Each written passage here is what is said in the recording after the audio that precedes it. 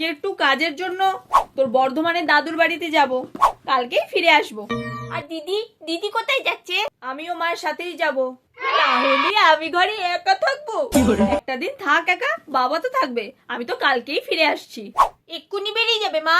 কি রে পুটি, তোর মুখে দেখছি খুব আনন্দ। আমরা চলে যাচ্ছি বলে তোর খুব খুশি, তাই না?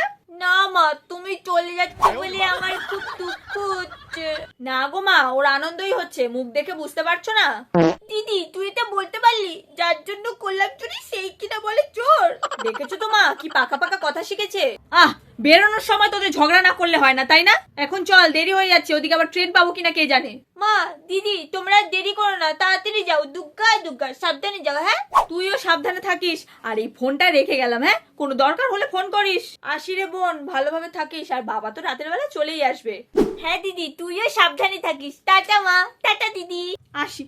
উফ, যাক বাবা, মা দিদি সবাই চলে গেছে আর ফোনটাও রেখে গেছে। এইবারে এই ফোনটায় আমি গেম খেলবো। যাই, দূর, গেম আর কতক্ষণ খেলবো।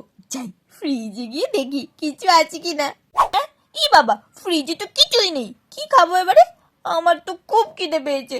আইডিয়া, মুড়ি খেয়ে নি। যাক, আমার পেট ভরে গেছে। এবারে কি করি কি করি কি করি?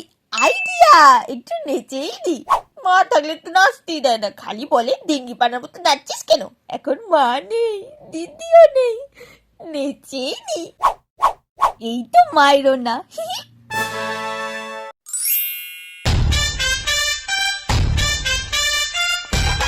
একটু বউ বউ সাজবো। চাটা যেন কেমন দেয়। এই নিন চা, আপনার চা। উফ বাবা, হাঁপিয়ে গেলাম। একটু সাজুগুজু করতে মন চাইছে। সাজবো? যাই সাজি। এইটাকে কি বলে? ফাউন্ডেশন।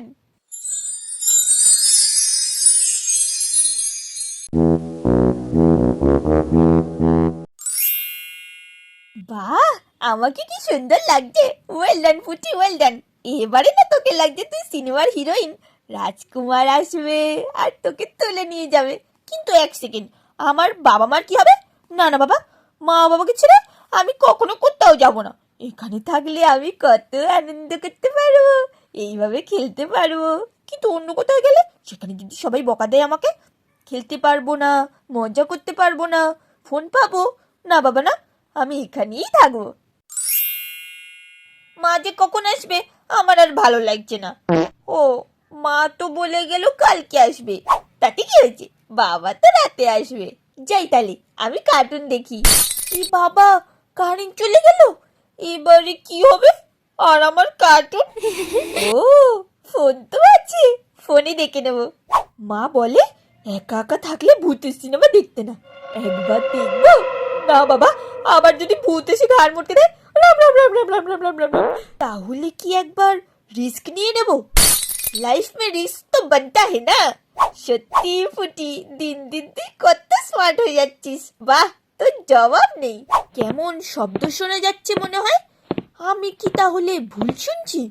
না, কারোর যেন পায়ের শব্দ। ওরে বাবা, তার মানে ভূত, ভূত ভূত ভূত ভূত। খাটের তলায় আবার কেউ নেই তো? পা ধরে টানবেন না তো? বাপরে, খাটে উঠে পড়ি।